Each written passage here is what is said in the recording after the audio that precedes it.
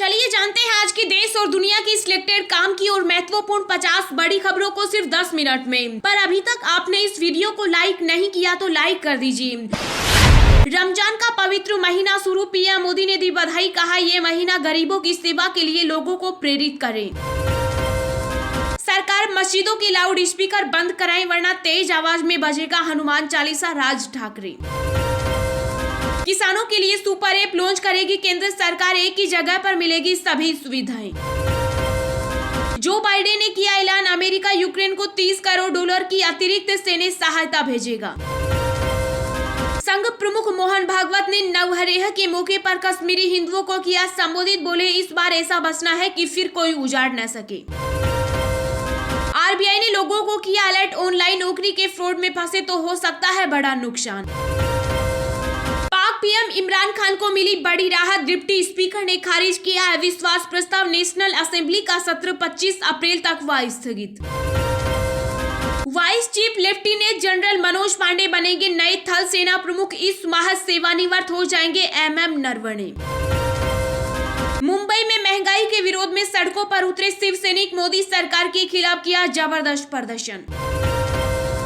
चीन में तेजी से फैल रहा कोरोना, 13,146 नए केस आए सामने, संघाई में बढ़ा लॉकडाउन। उत्तराखंड विधानसभा चुनाव में अच्छा काम करने वाले नेताओं और कार्यकर्ताओं को बीजेपी देगी इनाम, निगमों और परिषदों में करेगी नियुक्त। कोवैक्सीन के उत्पादन में गड़बड़ी कर रही भारत बायोटेक, डब्ल्यूएचओ ने रोकी कोवैक्सीन की सप्लाई। राष्ट्रपति जेलेंस्की का दावा, यूक्रेन ने कई इलाकों पर फिर किया कब्जा, रूसी सैनिकों पर बरसाए बम। पेट्रोल और डीजल की कीमतों में लगी आग, 13 दिनों में 11वीं बार बढ़े दाम, जाने नए रेट्स। यूपी के सीएम योगी आदित्यनाथ आज से फिर शुरू करेंगे जनता दरबार, फरियादियों को मिलेगी राहत। पाकिस्तान इमरान खान की साजिश मंजूर, राष्ट्रपति ने संसद की भंग, 90 दिन में चुनाव करवाने के आदेश। श्रीलंका में गहराता जा रहा आर्थिक संकट, कर्फ्यू के बाद अब सोशल मीडिया ब्रेकआउट। हरियाणा समेत देश के कई राज्यों में मास्क लगाना जरूरी नहीं, जुर्माना भी हुआ खत्म। श्रीलंकाई नौसेना ने अवैध शिकार करने के आरोप में 12 भारतीय मछुआरों को किया गिरफ्तार, एक नौका भी की जब्त। एसबीआई कार खरीदारों के लिए लाया खास ऑफर, 100% ऑन रोड फाइनेंसिंग के साथ मिलेंगे कई फायदे। वाराणसी में नेपाल के पीएम शेर बहादुर देउबा ने पत्नी के साथ काल भैरव और काशी विश्वनाथ मंदिर में किए दर्शन। पाकिस्तान के सियासी घटनाक्रम के बीच सेना का पहला रिएक्शन आया सामने, कहा राजनीतिक प्रक्रिया से हमारा कोई लेन देन नहीं। इंसानों से जानवरों में फैल सकता है कोरोना वायरस, एनआईवी की निदेशक डॉक्टर प्रिया अब्राहम ने किया आगाह। रहस्यमयी रोशनी का सच, भारतीय आसमान में धू धू करके जला चीन का रॉकेट, उल्कापिंड समझकर घबरा गए लोग। सीएम योगी ने किया ऐलान, कहा उत्तर प्रदेश अगले साल 14 नए मेडिकल कॉलेजों से होगा लैस, स्वास्थ्य सुविधाओं को मिलेगी booster dose. Bloomberg billionaire index के मुताबिक अडानी ग्रुप के चेयरमैन गौतम अडानी बने एशिया के सबसे बड़े रईस, मुकेश अंबानी को छोड़ा पीछे। दिल्ली सरकार द्वारा किए गए सर्वे के अनुसार 90% से अधिक लोग मोहल्ला क्लिनिक से संतुष्ट। बदकिस्मत पाकिस्तान कभी नहीं मिला अपना कार्यकाल पूरा करने वाला पीएम, देश में फिर दोहराया इतिहास। उत्तर प्रदेश में जून से बिजली की दरें बढ़ाने की तैयारी, नियामक आयोग ने बिजली कंपनियों से मांगा टैरिफ प्लान। उपराष्ट्रपति एम वेंकैया नायडू बोले संसदीय लोकतंत्र को मजबूत बनाने में राज्यसभा ने निभाई अहम भूमिका। महंगाई को लेकर एनसीपी के मुखिया शरद पवार ने केंद्र को घेरा, कहा पहले कभी ऐसा नहीं हुआ, मोदी सरकार नाकाम। कश्मीर के मुद्दे पर बरसे निदेशक विवेक अग्निहोत्री, कहा सताने में कोई नहीं बनता आतंकी। संजय राउत का राज ठाकरे पर पलटवार, कहा बीजेपी और शिवसेना में क्या हुआ वो हम देख लेंगे, किसी तीसरे की जरूरत नहीं। हरियाणा सरकार ने चंडीगढ़ विवाद पर बुलाया विशेष सत्र, केंद्रीय सेवा नियमों पर किया जाएगा विधेयक पारित। बिहार में योगी नीतीश मॉडल पर आमने सामने हुई बीजेपी और जेडीयू, छपरा में चला बुलडोजर तो उपेंद्र कुशवाहा बोले यह ठीक नहीं हुआ। गोवा में विभागों का हुआ बंटवारा, सीएम प्रमोद सावंत ने गृह और वित्त को रखा अपने पास, विश्वजीत राणे को भी मिली बड़ी जिम्मेदारी। देश में पिछले 24 घंटों में कोरोना के 1096 नए केस आए सामने। 81 लोगों की हुई मौत, 1000 से ज्यादा लोग हुए ठीक। पाकिस्तानी पीएम इमरान की जनता से अपील, कहा चुनाव की तैयारी करें, फैसला आप करेंगे। दिल्ली में डीएमके के नए दफ्तर का हुआ उद्घाटन। एमके स्टालिन के साथ दिखे कांग्रेस समेत विपक्ष के बड़े नेता। यूपी में नवंबर में हो सकता है नगर निकाय चुनाव, वार्डों के गठन पर समन्वय, सीटों के आरक्षण पर हो रहा मंथन। पंजाब के पूर्व सीएम चरणजीत सिंह चन्नी के भतीजे के खिलाफ चार्जशीट दायर, ईडी ने की कार्रवाई। बीएमसी चुनाव से पहले मुंबई मेट्रो पर क्रेडिट वॉर शुरू, बीजेपी के होर्डिंग पर सीएम उद्धव ने दी प्रतिक्रिया। राजस्थान और महाराष्ट्र के लोगों के लिए अच्छी खबर, रेलवे चलाएगी समर स्पेशल ट्रेन, जाने पूरी डिटेल। दिल्ली हाईकोर्ट के आदेश पर 2 साल बाद खुला निजामुद्दीन मरकज, विदेशियों की एंट्री पर प्रतिबंध।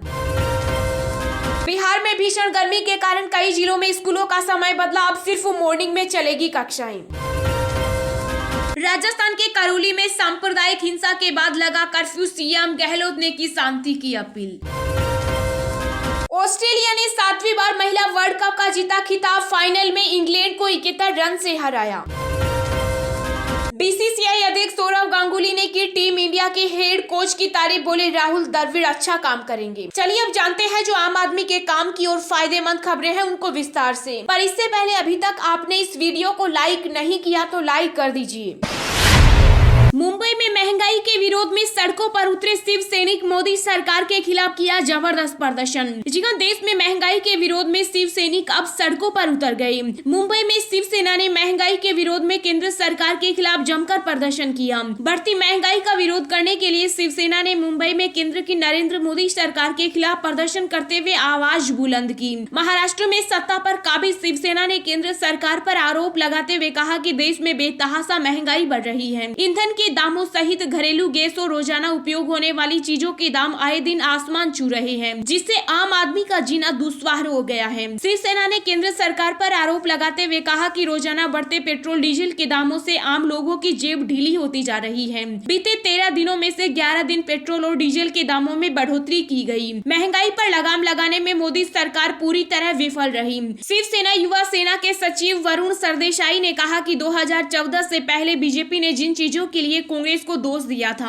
आज वही सभी चीजें बीजेपी कर रही है। आंदोलन में शामिल होने वाले लोगों ने केंद्र सरकार के खिलाफ जमकर नारेबाजी करते हुए कंधों पर गैस सिलेंडर लेकर अपने गुस्से का इजहार किया।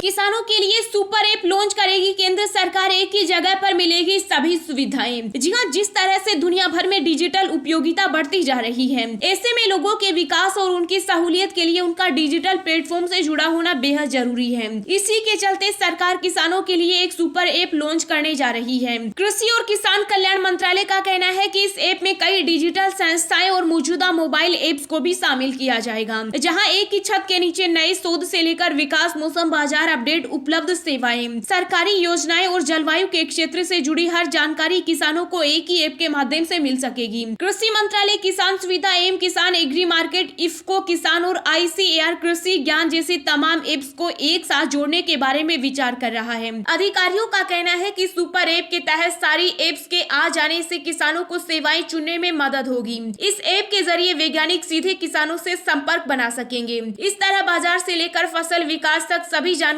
किसानों की अंगुलियों पर होगी।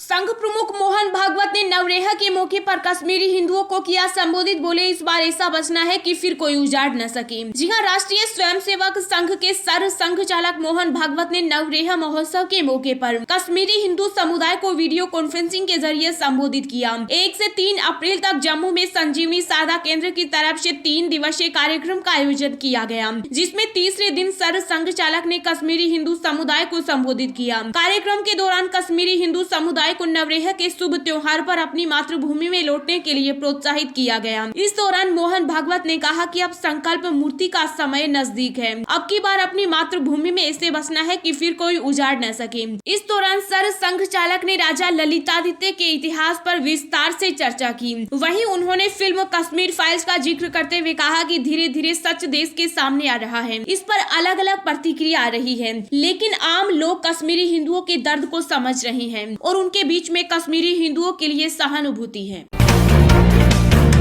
एसबीआई कार खरीदारों के लिए लाया खास ऑफर, 100% ऑन रोड फाइनेंसिंग के साथ मिलेंगे कई फायदे। जी हां, देश का सबसे बड़ा सरकारी बैंक भारतीय स्टेट बैंक आपके लिए लाया है शानदार कार लोन ऑफर। इस ऑफर के तहत कार खरीदारों को कई सारे बेनिफिट्स मिल सकते हैं। अगर आप सभी नियम और शर्तों के आधार पर लोन के लिए योग्य हैं, तो आपको बैंक ब्रांच जाने की भी कोई जरूरत नहीं होगी। आप घर बैठे ही एसबीआई योनो से लोन के लिए आवेदन कर सकते हैं। एसबीआई कार लोन ऑफर के तहत आपकी मनपसंद गाड़ी का 100% ऑन रोड फाइनेंस कर रहा है, वो भी कम ब्याज दर में। इस ऑफर के तहत आपको प्रोसेसिंग फीस और प्रीपेमेंट चार्ज के रूप में कोई पैसे नहीं देने पड़ेंगे। देश का सबसे बड़ा सरकारी बैंक किया कैरेंस पर खास ऑफर दे रहा है। बैंक ने योनो एसबीआई से कार लोन के लिए अप्लाई करने का तरीका भी बताया है। ग्राहक योनो एसबीआई ऐप में शॉप एंड ऑर्डर पर जाएं, इसके बाद ऑटोमोबाइल पर क्लिक करें और कार लोन के लिए आवेदन करें। एसबीआई के मुताबिक कार लोन की ब्याज दर 7.20% है। एसबीआई कार लोन के लिए ग्राहक की उम्र 21 से 67 साल होनी चाहिए। लोन कितना मिलेगा यह ग्राहक की आय पर निर्भर करता है। ऐसे ही रोज दिन भर की ताजा खबरें पाने के लिए चैनल को अभी सब्सक्राइब करें।